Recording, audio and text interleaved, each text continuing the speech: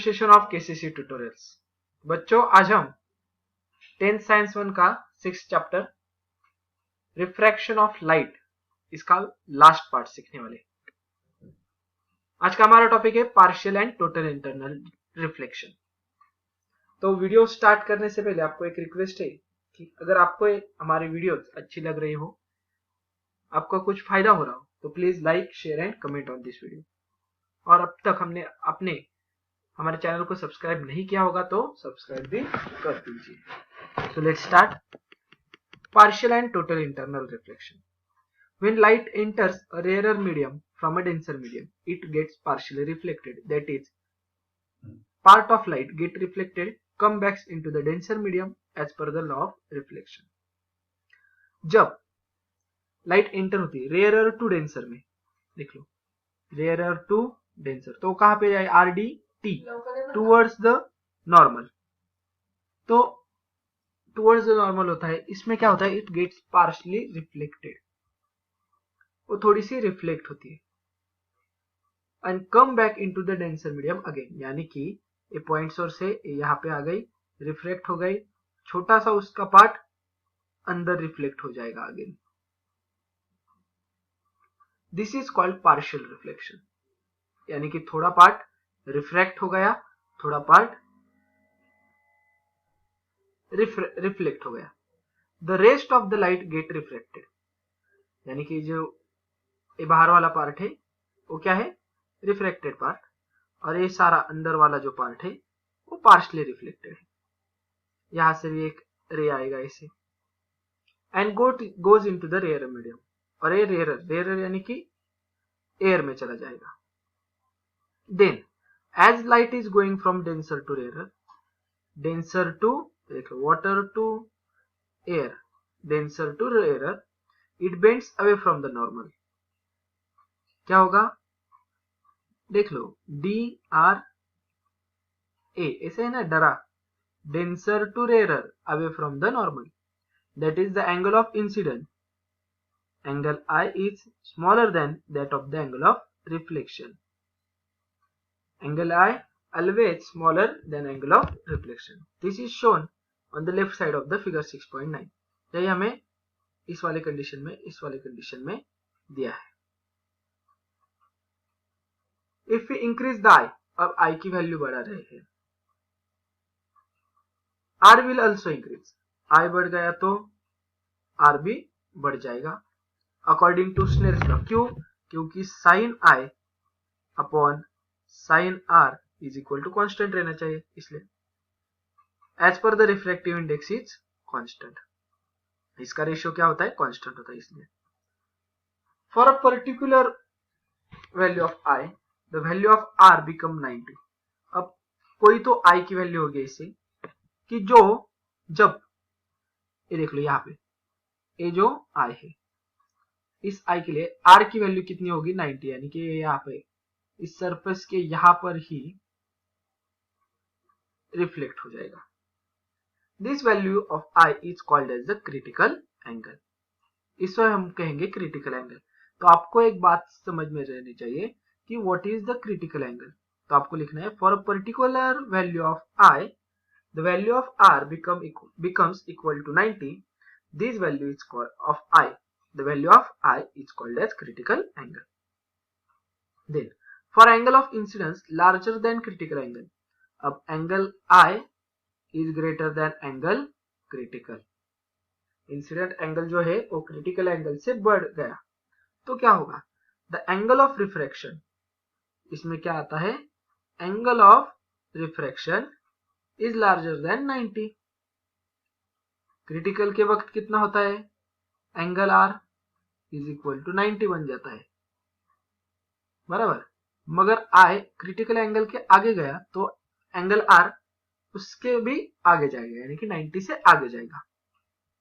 Such rays return to denser medium, तो ये बाहर कोई भी एंगल रिफ्लेक्टेड रे नहीं होगा, पूरा जितना यहां से निकल रहा है वो अंदर ही रिफ्लेक्ट होगा, टोटल रिफ्लेक्शन।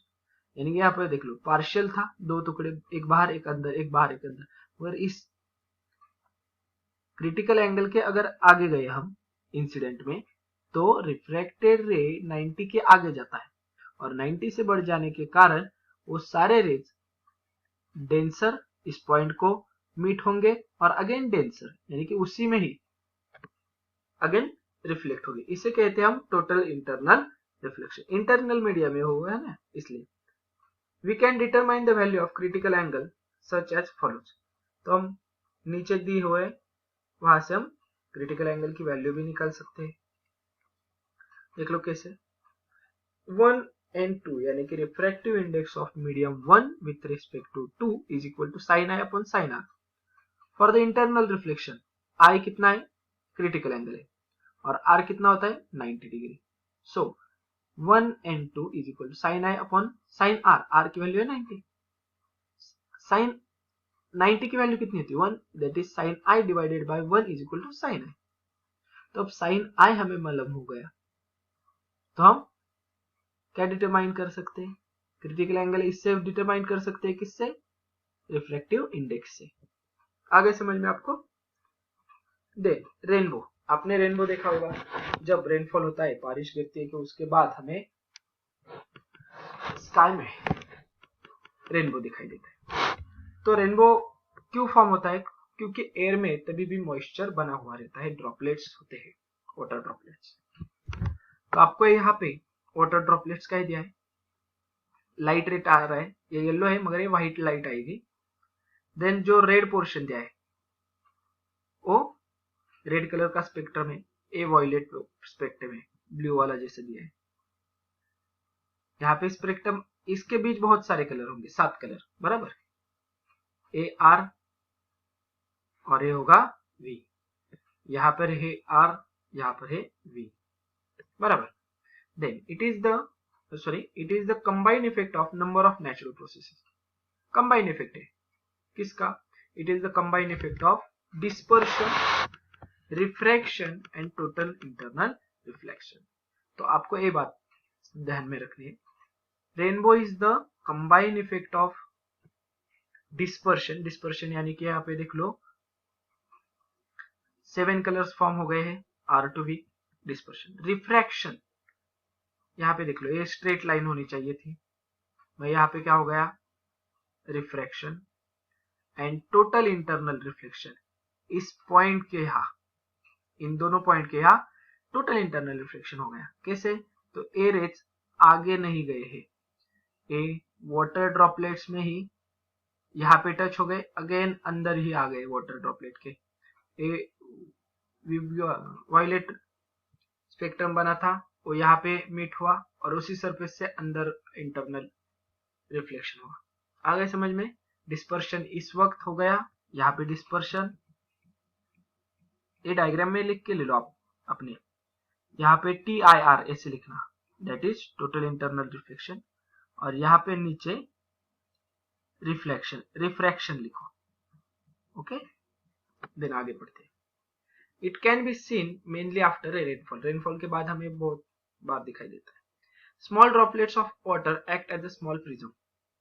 तो पहले ये लिख के ले लो, देन मैं इरेज करने वाला हूँ उससे। जो छोटे छोटे ड्रॉपलेट्स थे, ऐसे हजारों ड्रॉपलेट्स थे एयर में,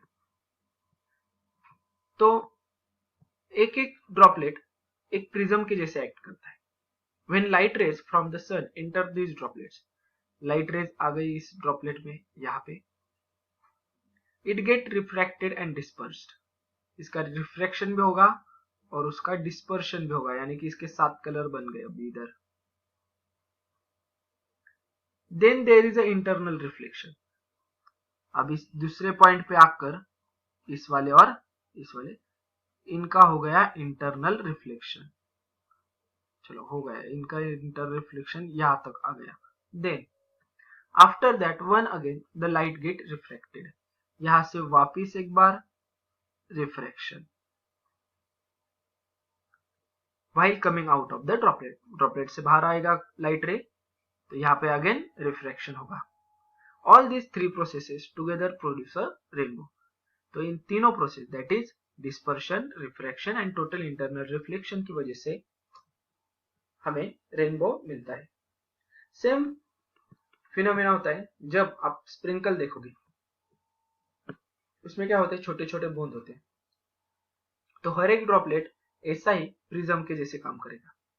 वैसे ही वाटरफॉल देखा होगा, तो वाटरफॉल नीचे गिरता है और जो ड्रॉपलेट्स ग्राउंड को हिट करके अगेन उछल जाते हैं। तो ऐसे छोटे छोटे ड्रॉपलेट्स पर जब लाइट गिरती है तो वहां पर भी हमें उस ड्रॉपलेट्स में रेनबो दिखाई देता है वहां पे, मगर ड्रॉपलेट्स होने चाहिए। ऐसा आप कलेक्शन ऑफ ड्रॉपलेट कहेंगे हम, नल का पानी है तो उसमें नहीं दिखेगा। क्यों? क्योंकि ये फीचर होने के लिए ड्रॉपलेट्स चाहिए। ड्रॉपलेट्स प्रिज्म की तरह काम करते हैं। नल का पानी, पाइप का पानी ऐसे रहेगा तो वो नहीं करेगा। देन नीचे देखते हैं हमें क्या दिया है आगे। तो यहाँ पे हमारा ये चैप्टर खत्म होता है। अब अगले पेज पे हमें दिया है 2 एग्जांपल्स, वो देखते हैं। उससे पहले आपको बुक्स दिया है, देख लो। Why the sky is blue, ये सीवी रामन का बहुत ही अच्छा बुक्स है, आप पढ़ लो। एंड ऑप्टिक्स के शर्मा का बहुत ही अच्छे बुक्स है जिसमें हमें ये सारे चीजें पढ़ने को मिलेगी। तो अब हम एग्जांपल्स लेते हैं इसमें दिए हुए। The absolute refractive index, absolute refractive index of water, यानी कि वाटर और सेकेंड है वैक्यूम, बराबर क्या नहीं? एब्सोल्यूट कब आता है? विथ रिस्पेक्ट टू वैक्यूम होगा तब। तो refractive index of water is 1.36, तो V1 आ गए, sorry N 1.36। Then what is the value of light in water, water की में लाइट कितनी होगी वो हमें मालूम करनी है। Velocity of light in water, velocity of light in vacuum, vacuum में हमें मालूम है 3 लाख किलोमीटर, 3 लाख, तो उसका ही हमने क्या है 3 multiply by 10⁸ metre per second. ये आपको याद रखना है। Velocity of light in vacuum 3 multiply by 10⁸ metre per second. कैसे निकालेंगे देख लो। रिफ्रैक्टिव इंडेक्स यानी कि क्या होता है V1 अपॉन V2। अभी विथ रिस्पेक्ट टू वैक्यूम है तो सिर्फ n लिखूंगा मैं, बराबर। उसके बाद n की वैल्यू कितनी है 1.36 multiply is equal to 3 multiply by 10⁸ divided by V2। अब कैसे करेंगे, ये V2 ऊपर जाएगा, यहाँ पे आ गया V2, और 1.36 यहाँ पे डिवाइड जाएगा। आपको सिर्फ क्या करना है, तो 3 डिवाइडेड बाय 136 करना। 1.36 तो कर नहीं सकते, तो यहाँ पे देख लो, यहाँ पे कितने डिजिट्स है, पॉइंट के बाद 2, तो आपको यहाँ पे 2 जीरोज लगाने। मैं इसे समझ रहा हूँ, देख लो कि 10th के स्टूडेंट को एक बेसिक चीजें मालूम है। 300 डिवाइडेड बाय 136, 300 टू जा, सॉरी 136 टू जा 272, रिमाइंडर इज 28, अगेन 0। अब आगे मैंने 0 लिया है ना एक्स्ट्रा का, तो इसलिए पॉइंट 136 डिवाइडेड बाई 136 टू जा 272, रिमाइंडर 8, आगे एक 0 लगाता हूं, तो एक 0 लगाने के बाद 80, तो इससे कम आ रहा है, यहाँ पे 0 लगाता हूं और एक 0 आगे लगाता हूं। अब इसका करूंगा तो 136 मल्टीप्लाई बाय 5, तो 680 आ जाएगा और रिमाइंडर हो जाएगा 120। तो यहाँ पे हमने 3 डिजिट तक इसका आंसर निकले 2.205, उसका 2 डिजिट में कर दिया हमने 2.21। कैरी ऑन करना आता है आपको, 2.21 एज इट इज, और 10⁸ एज इट इज लिखना है यहाँ का metre per second. Then light travels with the velocity of 1.5 multiplied by 10⁸ metre per second in medium. अब एक मीडियम है कौन सा भी, और उसमें उसकी वेलोसिटी क्या है 1.5 multiplied by 10⁸। Then on entering the second medium, velocity becomes, second medium में 0.75 multiplied by 10⁸ metre per second, इतनी वेलोसिटी हो गई। What is the refractive index of the second medium with respect to first? Second medium with respect to first, यानी कि refractive index of second medium with respect to first 2 and 1 ऐसे लिखना है आपको। तो अब इसका फॉर्मूला क्या होता है देख लो, n that is refractive index of second medium with respect to first. तो यहाँ पे 2 1 है, यहाँ पे हम पहले v लिखते हैं, 2 1 है तो यहाँ पे उल्टा लिखना होता है 1:2 2। सो v1 that is first medium कितना था 1.5, ऊपर लिख दिया 1.5 मल्टीप्लाई बाय 10⁻8, नीचे v2 0.75 मल्टीप्लाई बाय 10⁻8, 10⁻8 10⁻8 कट। अब ऊपर कौन सा नंबर है देख लो 50, नीचे कौन सा नंबर है 75। अब जीरोस तो हमने कंसीडर नहीं किए, कैसे करेंगे देख लो क्या करना है। ऊपर वाले नंबर पॉइंट के बाद कितने डिजिट है 1, तो नीचे एक डिजिट लिखो, ऊपर वाले के डिजिट जितने होंगे उसके तो नीचे डिनोमिनेटर में 0 और डिनोमिनेटर में कितने डिजिट है तो न्यूमरेटर में 0, ऐसे उल्टा करना है। अब डिनोमिनेटर में कितने डिजिट है 2 डिजिट पॉइंट के बाद, तो न्यूमरेटर में 2 0 लिख दो, एक 0 का एक 0 कट, 150 डिवाइडेड बाय 75, आंसर आ जाएगा आपका 2। ऐसे पॉइंट्स के एग्जांपल आपको सॉल्व करना है, क्योंकि अब में ज्यादा से ज्यादा क्या करना है, पॉइंट्स को जितना हम निगलेक्ट कर सकते हैं उतना करना है। तो ये था हमारा 6th chapter refraction of light. अगर ये वीडियो आपको अच्छी लगी होगी तो please like share and comment on this video. अगर आपने अब तक हमारे चैनल को सब्सक्राइब नहीं किया होगा तो please subscribe our channel. KCC online tuition का अगर आपको हिस्सा बनना है, हमारी ट्यूशन ज्वाइन करनी है, तो डिस्प्ले में दिए गए नंबर पर कॉल कर अधिक जानकारी ले सकते हो। Thank you for watching, good bye.